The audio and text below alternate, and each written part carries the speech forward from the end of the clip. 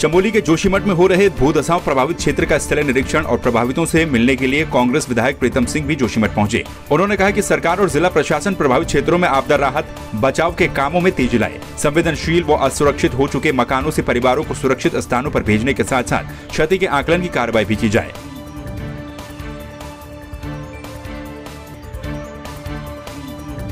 अंकिता भंडारी के पिता वीरेंद्र भंडारी ने अंकिता हत्याकांड को लेकर डीएम पौड़ी के माध्यम से सीएम पुष्कर सिंह धामी को एक पत्र भेजा है। इस पत्र के माध्यम से अंकिता भंडारी के पिता ने सीएम पुष्कर सिंह धामी से मांग की है कि वो अंकिता भंडारी हत्याकांड के तीनों आरोपियों की तरफ से पॉलीग्राफ टेस्ट और नार्को टेस्ट के खिलाफ कोर्ट में पैरवी कर रहे हैं। शासकीय अधिवक्ता अमित सजवान पर अनुशासनात्मक कार्रवाई अमल में लाई जाए।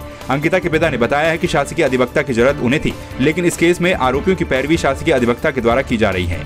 अंकिता के पिता ने बताया कि कोटद्वार बार के अध्यक्ष अजय पंत और कोटद्वार बार के अन्य अधिवक्ताओं के द्वारा फिलहाल जनहित में अंकिता केस की निःशुल्क पैरवी की जा रही है, लेकिन वे शासकीय अधिवक्ता दिलाए जाने की मांग कर रहे हैं। मुझे पता चला कि जो पुलकित आर्य के जो हियरिंग जो वकील साहब कर रहे हैं वो एक सरकारी वकील हैं, जबकि न्याय स्तर पे एक सरकारी वकील मुझे मिलना चाहिए था, न कि उनको मिलना चाहिए था। और उनकी हियरिंग कर रहा है, उनको बचाने की कोशिश कर रहा है। और जो अंकिता भंडारी का दोस्त पुष्पदीप था, उनको ये फंसाने के चक्कर में इनके बयानबाजी कर रहे हैं।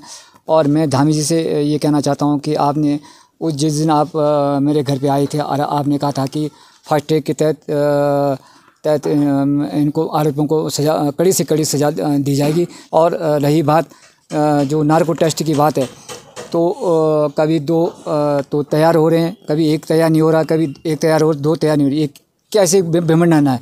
तो मैं जो SIT की जो जांच चल रही है, तो मैं ये चाहता हूँ कि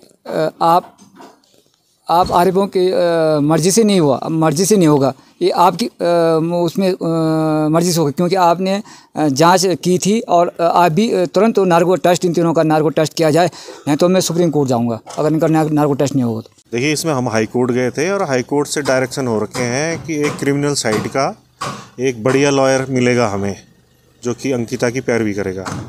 तो इस ऑर्डर को हुए करीब 1 महीना होने वाला है और अभी तक वो लॉयर हमें नहीं मिला है। ना हमसे किसी ने बात की है सरकार की तरफ से, ना अंकिता के फादर से बात की है, किसी से कोई बात नहीं है कि कौन सा वो वकील है जो हमें मिलेगा। एक तो ये परेशानी है सबसे बड़ी। दूसरा ये है कि सरकार ने भी कहा है और हाई कोर्ट ने भी कहा है कि नार्को और पॉलीग्राफ टेस्ट कराए जाएंगे आरोपियों के। लेकिन दुख की बात यह है कि जो सरकार के वकील हैं, जिनका आपने नाम भी लिया है अंकिता के पिताजी ने अभी, वो लोग जो है आरोपियों की पैरवी कर रहे हैं, मतलब नार्को टेस्ट का विरोध कर रहे हैं, पॉलीग्राफ टेस्ट का विरोध कर रहे हैं। तो ऐसे में तो जो सरकार की जो मंशा है कि अंकिता को फास्ट ट्रैक में जल्दी न्याय दिलाया जाएगा, वो तो मंशा पूरी होते हुए नहीं दिखाई दे रही है। इसी वजह से डीएम साहब के पास आए थे और धामी जी को ज्ञापन भी भेजा है अंकिता के पिताजी ने आज। अब देखते हैं कि धामी जी इसमें क्या एक्शन लेते हैं।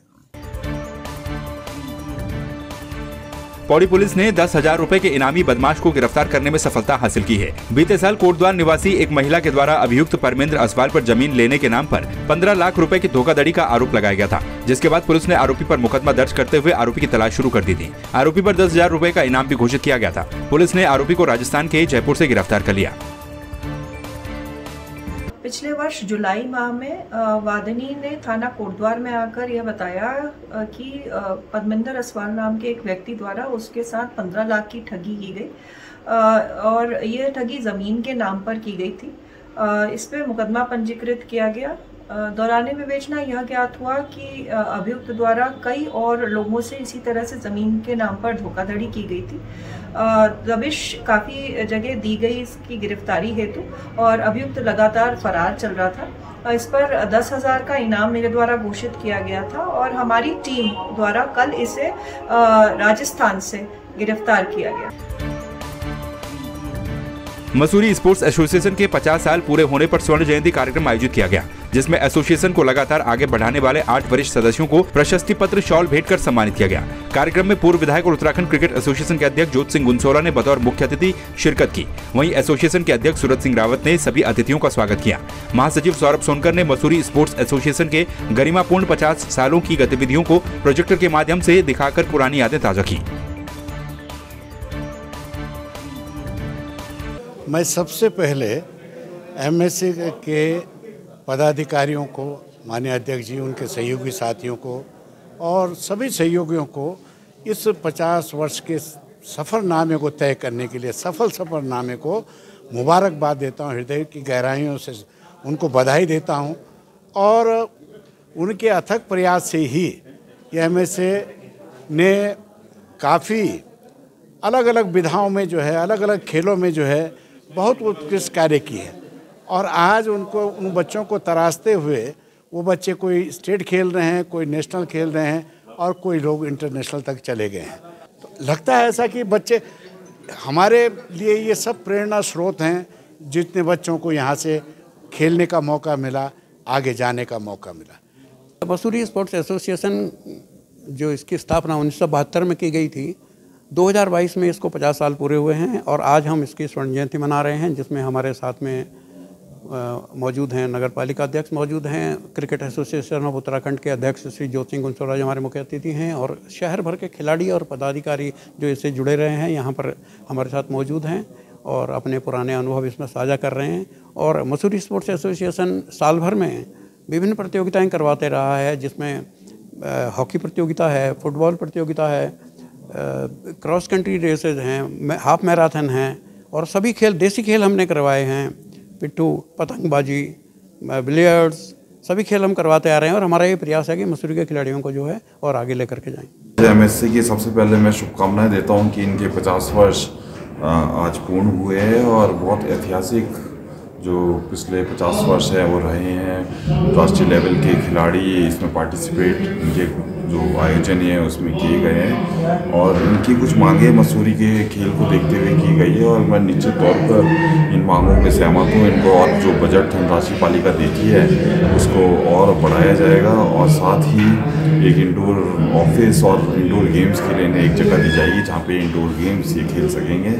इसके अलावा जो मसूरी का स्केटिंग रिंक है उसमें जैसे ही बजट हमारे पास होगा हम कोशिश करेंगे उसे स्केटिंग रिंक के रूप में डेवलप किया जाए।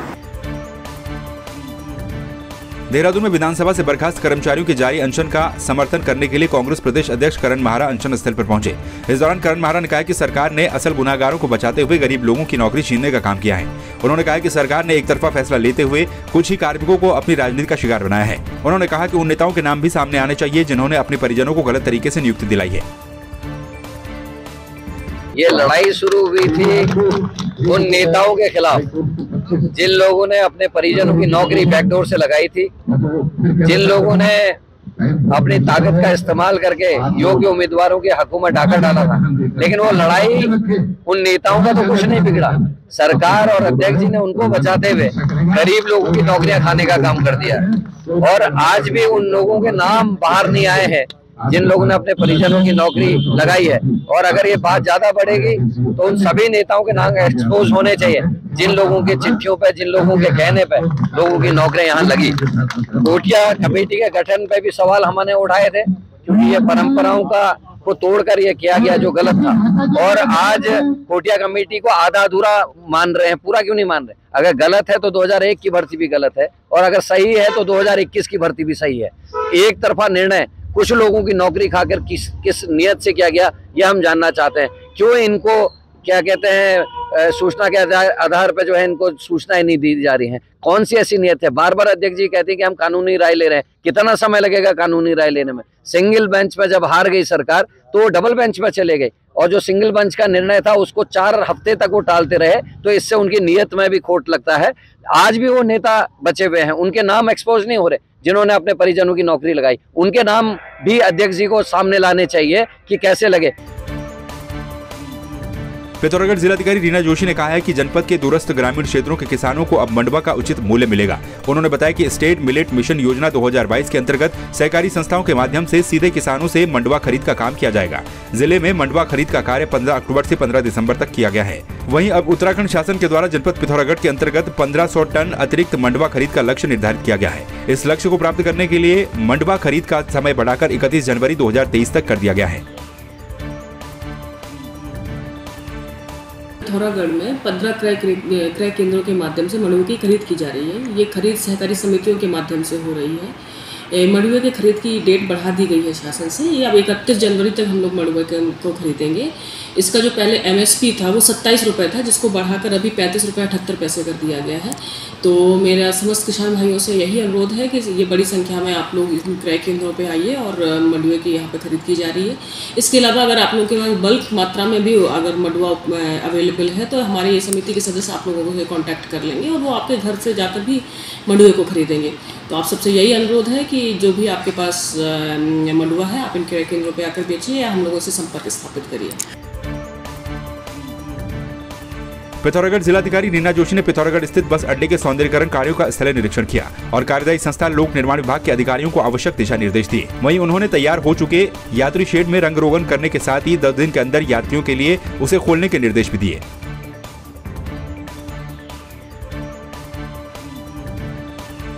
अभी रोडवेज के निरीक्षण किया है, काम लगभग 80% पूर्ण हो चुका है। वहाँ यात्री शेड बनाया जा रहा है, एक ऑफिस बिल्डिंग भी बनाई गई है।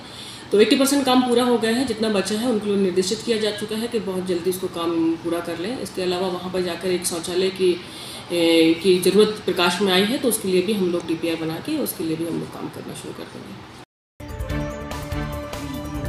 पिथौरागढ़ में विद्युत नियामक आयोग के द्वारा बिजली के बिलों के साथ सिक्योरिटी के नाम पर ली जा रही भारी भरकम धनराशि के खिलाफ कांग्रेस ने पूर्व जिलाध्यक्ष मुकेश पंत के नेतृत्व में प्रदर्शन किया। इस दौरान ज्ञापन लेने के लिए अधिकारी के न होने से कार्यकर्ताओं में नाराजगी दिखी और उन्होंने अधिकारी के दरवाजे के सामने ही ज्ञापन की कॉपी चस्पा कर दी। कांग्रेस कार्यकर्ताओं ने कहा कि अगर शीघ्र ही उनकी मांग पूरी नहीं होती तो उग्र आंदोलन करने के लिए मजबूर हो जाएंगे। पिछले कुछ माह से उपभोक्ताओं की ये शिकायत आई है कि उनके जो बिजली के बिल वास्तविक आने चाहिए थे वो नहीं आ रहे हैं और हमें संज्ञान में आया है कि सरकार और बिजली विभाग ने मिलकर उपभोक्ताओं से सिक्योरिटी के नाम पे अवैध वसूली शुरू की है। हम इसे अवैध वसूली इसलिए कह रहे हैं क्योंकि जब कोई उपभोक्ता कनेक्शन लेता है तो उस समय एक निश्चित राशि जमा करता है जिसके आधार पर उसको सिक्योरिटी भी माना जाता है। लेकिन अब ये जिस तरह से धनराशि वसूल जा रही है निश्चित तौर से कहीं ना कहीं उपभोक्ताओं का हनन है। हमारा यह कहना है कि इस विद्युत विभाग द्वारा जो वसूली की जा रही है सिक्योरिटी के नाम पर, इसे जनहित में तुरंत बंद किया जाना चाहिए और सरकार ने भी इस बात को समझना चाहिए।